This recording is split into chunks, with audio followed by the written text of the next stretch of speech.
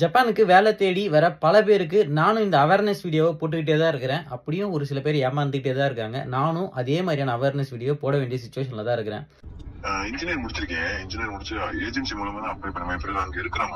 என்னோட பிரதர்னா யாரு? கூட பிறந்தவரா இல்ல? என்னோட பெரியப்பா இருக்காங்க. சரி, ஜப்பான்ல அவர் என்ன பண்றாரு? அது சிஓ அப்ளை பண்ணி இப்ப கம்பெனி மூலமா வேலை பாக்குறாப்ல. அது தெரியுதுங்க. என்ன விசால வந்திருக்காரு? ஜப்பானிய மொழி தெரியுமா? இல்ல, தெரியாது. ஜப்பான் மொழி தெரியாது. ஜப்பான் மொழி தெரியாம வந்தாப்புல வந்து இப்ப கார்டு ஏர்போர்ட்லயே கொடுத்தாங்களா கார்டு. சரி, சிஓஐ அப்ளை பண்ணா எல்லாருக்கும் ஏர்போர்ட்ல கார்டு கொடுத்துருவாங்க. ஆமா, ஏர்போர்ட்ல கார்டு கொடுத்து 1 வருஷம் ஒர்க் பெர்மிட்ல வந்தாப்புல. சரி, ரைட்டு. இப்ப எவ்வளவு சம்பாதிக்கிறாரு? தெரியல, அது இப்பதான் வந்தாப்புல. போன மாசம் தான் வந்தாப்புல. இன்னும் சம்பளம் வாங்கியிருக்க மாட்டாங்க. சரி, நீங்க எத்தனை லட்சம் கட்டு போறீங்க? ஏஜென்டும் பிரதர் தான். ஒரு 3 லட்சம் கட்டிருக்கேன். இப்ப 1 லட்சம் 1 லட்சம் ரூபாய் கட்ட 4 லட்சம் ரூபாய். இல்ல, மொத்தமா எவ்வளவுன்னு? மொத்தமே 4 தான். சரி, என்ன விசால அனுப்புறாங்க? இன்ஜினியர் விசா வச்சு சிஓஐ அப்ளை பண்ணி உள்ள ஏற்றிருக்காங்க. சரி, ஆகி இங்க வந்து என்ன வேலை பாக்குறீங்க? அங்க ஒரு ஏஜென்சி இருக்காங்க. ஏஜென்சி மூலமா அங்க ஒரு கார்டு, அந்த கார்டு வச்சு வேலை கொடுக்குறாங்க. எங்கன்னா ஒரு பனி பிரதேசம் மாதிரி இருக்கு. அது எல்லா ஏரியா தெரியல, இன்னும் கேட்கல. பனி பிரதேசம் மாதிரி இருக்கா ஜப்பான்ல. ஒரு லாஸ்ட் இடம் தொயாமாவா இல்ல ஹொக்கைடோவா? அந்த மாதிரிதான் ஏதோ ஒண்ணு. அங்க வேலை பாக்குறாங்க. இப்பதான் இன்னும் 1 மாசம் சம்பளம் வாங்கிருக்க மாட்டாங்க. ஹவுஸ் கீப்பிங்ல வேலை பாக்குறாங்க. ஹவுஸ் கீப்பிங்ல நீங்க இன்ஜினியரிங் முடிச்சிருக்கீங்களா? என்ன படிச்சிருக்கீங்க நீங்க? நான் இன்ஜினியரிங் முடிச்சிருக்கேன். Civil engineering. சிவில் இன்ஜினியரிங் முடிச்சுட்டு எதுங்க 4 லட்சம் கட்டிட்டு இந்த மாதிரியான தேவையில்லாத இதுல வரீங்க? ஏங்க முதல்ல இருங்க, உள்ள என்ட்ரி ஆனா போதும்னா நான் ஒண்ணு சொல்றேன், நீங்க கேளுங்க. இது வந்து ஆங்கிலம் பேசுற நாடு கிடையாது. அது முதல்ல தெரிஞ்சுக்கோங்க. ஆமா, இங்கிலீஷே தெரியாது. இங்க வந்துட்டு நீங்க போயிட்டு வேலை பார்க்கணும் அப்படின்னா, மொழி தெரியாம ஒரு நாட்டுல வந்து வேலை பாக்குறதுன்னா, எங்கன்னா எடுத்துன்னு போயிட்டு எவனா ஒரு பாகிஸ்தான்காரன் வேலை கம்பெனியா இருக்கும், இல்ல எவனா ஒருத்தன் பங்களாதேஷ்காரனோட கம்பெனியா இருக்கும், அவனுங்களை எடுத்துன்னு போயிட்டு ஏதாவது ஒரு சில்லறை வேலைக்கு விட்டு உங்களை வேலை வாங்கி இருப்பாங்க. புரியுதுங்களா? நீங்க பெருசா சம்பாதிக்கிறது எல்லாம் வந்து எனக்கு தெரிஞ்சு இதுல முடியவே முடியாது. ஏன்னா உங்களை மாதிரி நான் 1000 பேர் பாத்திருக்கேன். ஆமா, உங்களை மாதிரி நான் 1000 பேர் பாத்திருக்கேன். ஏன்னா இங்க ஆல்ரெடி வந்து வேலை இல்லாம உட்கார்ந்து இருக்கிறவங்க ரொம்ப ரொம்ப அதிகம். 4 லட்சம் 5 லட்சம் கட்டிட்டு வந்துட்டு இங்க இருக்கிற ஒரு மாசத்துக்கு எவ்வளவு செலவாகும்ன்றது தெரியுமா உங்களுக்கு? மேக்ஸிமம் ஒரு 50,000 நம்ம காசுல 50,000 60,000 செலவாகும். சோ நீங்க 50,000 60,000 செலவு பண்ணிட்டு உங்களுக்கு எவ்வளவு வருமானம் வரும் தெரியுமா? உங்களுக்கு எவ்வளவு சொன்னாங்க? உங்களுக்கு 1,60,000 50,000 பேசிக்கு சொல்லிருக்காங்க. வாங்கினாதான் தெரியும். 1,60,000 சொன்னாங்க. 10 ஹவர்ஸ் வேலை. ரூம் எல்லாம் தமிழ்காரங்க தான் இருக்கிறாங்களா? நீங்க ட்ரை பண்றேன். யாரு உங்களுக்கு கூட்டு வர புரோக்கர்? யாரு? என் பிரதர் தான். ஏங்க இங்க பாருங்க, நான் கேக்குறேன் உங்ககிட்ட. உங்களை மாதிரி நான் 1000 பேரை நான் பாத்திருக்கேன்னு சொல்றேன் இல்லீங்களா? எல்லாருமே என்கிட்ட சொல்றது என்ன தெரியுமா? என் பிரதர் தான், என் மச்சான் தான், என் சித்தப்பா தான், எங்க பெரியப்பா தான் அப்படின்னு சொல்றாங்க. புரியுதுங்களா? இல்ல, உங்க பிரதர் வந்து எல்லாம் கொடுக்க முடியாது உங்களுக்கு. அவர் என்ன கம்பெனி வச்சு நடத்திட்டு இருக்காரு உங்களுக்கு கொடுக்கறதுக்கு விசா? அங்க ஜப்பான் ஆளு வச்சு அங்க ஆளு வச்சுதான் ரெடி பண்றேன்னு சொன்னாங்க. அதுதான் சொல்றேன். உங்க பிரதர் விசா கொடுக்குறாருன்னு உங்க பிரதர் எல்லாம் கொடுக்கல.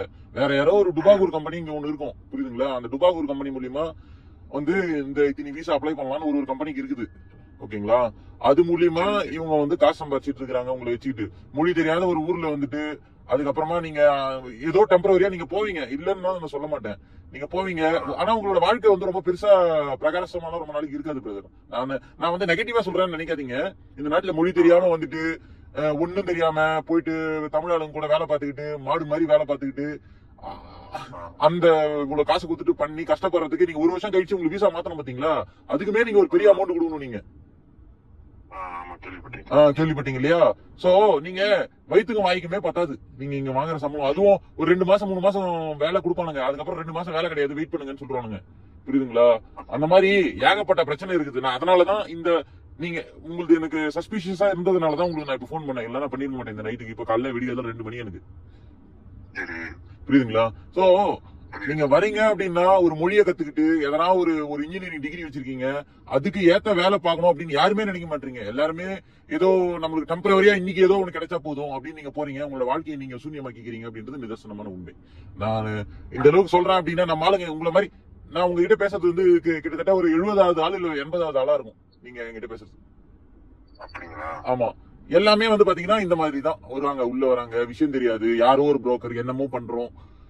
என்ன ஒரு விஷயம்னா உங்களுதுல காசு கொஞ்சம் கம்மி, நீங்க குடுத்துட்டு வரது மத்தவங்க எல்லாம் 8 லட்சம் குடுத்துட்டு வராங்க, நீங்க 4 லட்சம் குடுத்துட்டு வரீங்க. அதுதான் மத்தவங்களுக்கு உங்களுக்கு இருக்கிற லக்கு, மத்தபடி வேற எந்த வித்தியாசமும் கிடையாது. அதான் பாக்குறேன் என்ன பண்றோம்னு. இப்ப எப்படி லீகலா வரணும்னா எப்படி வெப்சைட் எதுவும் இருக்கு அப்ளை பண்ணுங்க? அந்த மாதிரிலாம் எதுவுமே கிடையாது. இந்த நாடு வந்து மொத்தமா ரெஸ்ட்ரிக்டட். ஜாப்பனீஸ் தெரியாம நீங்க உங்க தமிழ் ஆளுங்க கிட்ட மட்டும் தான் பேசிக்க முடியும், வேற யாருக்கிட்டையும் உங்களால பேசலாம் முடியாது. ஆமா ஆமா ஆமா, அது கேள்விப்பட்டே. இப்ப ஐஎல்டி எக்ஸாம் மாதிரி எழுதுமா இல்ல எப்படி இது? இல்ல, இங்க JLPT அப்படின்னுவாங்க, ஜாப்பனீஸ் லாங்குவேஜ் ப்ரொஃபிஷியன்சி டெஸ்ட்னு ஒன்னு இருக்குது. ஜப்பானிய மொழி கத்துக்கிட்டு அந்த லெவல்ல வந்து, ஆமா, அந்த மொழியை வந்து நீங்க ஒரு 3 லெவல் 4 லெவல் நீங்க கிளியர் பண்ணீங்க அப்படின்னாதான் ஓரளவுக்கு மொழியை உங்களால பேச முடியும். அது தெரியாம நீங்க உள்ள வந்துட்டு ரொம்ப கஷ்டப்படுவீங்க உண்மையிலே. அதாவது என்னன்னா, ஏதோ வாழ்க்கை நம்ம எப்படியோ ஓடுது அப்படின்னா ஓட்டலாம். ஒரு லாங் டேர்மா நம்ம இப்படி பிளான் பண்றோம், நம்மளோட கேரியர் இப்படி டெவலப் பண்ணோம் அப்படின்னா நீங்க வர ரூட் தவறான ஒரு ரூட். குடும்பத்துல எனக்கு அந்த கஷ்டம் இருக்குதுங்க, தங்கச்சி கல்யாணம் பண்ணும், அக்கா கல்யாணம் பண்ணும்னு சொல்லிட்டு பல பேர் வந்து இந்த மாதிரி தவறான ஒரு முடிவு எடுக்கிறீங்க. தயவு செஞ்சு நீங்க ஜப்பானுக்கு வரதுக்கு முன்னாடி நீங்க மொழி தெரியாத ஒரு நாட்டுக்கு போறோம், அங்க நம்மளுக்கு எந்த மாதிரி வேலை வாய்ப்புகள் இருக்கும், இங்க ஆல்ரெடி ஆட்டோமோட்டிவ் இண்டஸ்ட்ரி மிகப்பெரிய ஒரு பிரச்சனையை வந்து சந்திச்சுட்டு இருக்குது. R&Dல இருக்கிறவங்க ஓரளவுக்கு வந்து தப்பிச்சுப்பாங்க, டெவலப்மெண்ட்ல இருக்கிறவங்க. ஆனால் லேபர் கேட்டகரியில் இருக்கிறவங்களுக்கு வேலை இல்லாம ரொம்ப கஷ்டப்பட்டு இருக்காங்க இப்ப இருக்கிறது. அதுதான் நிதர்சனம். ஜப்பான்ல ஓத்தா சிட்டி அப்படின்னு ஒரு சிட்டி இருக்குது, அங்க போனீங்கன்னா தமிழர்கள் கதறுன்னு கதறுவாங்க. இந்த மாதிரியான ஏஜென்ட்டுங்க காசை வாங்கிக்கினே எடுத்துன்னு வந்து இங்க விட்டுட்டு ரொம்ப கஷ்டப்பட்டுட்டு இருக்காங்க. காசு செலவானாலும் பரவாயில்லப்பா, நான் எங்கன்னா ஒரு வெளிநாட்டுல போய் செட்டில் ஆகணும்னு நினைச்சீங்கன்னா எனக்கு தெரிஞ்சு இப்ப இருக்கிற ஒரு பெஸ்டான ரூட் வந்து பாத்தீங்கன்னா ஜாப்பனீஸ் லாங்குவேஜ் ஸ்கூல்ஸ் மூலியமா நீங்க ஜப்பானுக்குள்ள வந்து ஒரு வருஷம் படிச்சுட்டு உங்களோட தகுதி, உங்களோட படிப்புக்கேற்ற ஒரு நல்ல வேலையை வந்து உங்களால தேடிக்க முடியும். எனக்கு தெரிஞ்சு இப்ப இருக்கிற ரூட்ல இது ஒரு பெஸ்டான ஒரு ரூட். ஏன்னாப்பா பிரச்சனையை மட்டும் சொல்றே, அந்த ரூட்டுமே காட்ட மாட்டேற அப்படின்னு நீங்க சொல்லலாம். அதுக்கு நான் சொல்லக்கூடிய இந்த ஒரு வழி ஒரு பெஸ்டான ஒரு வழி.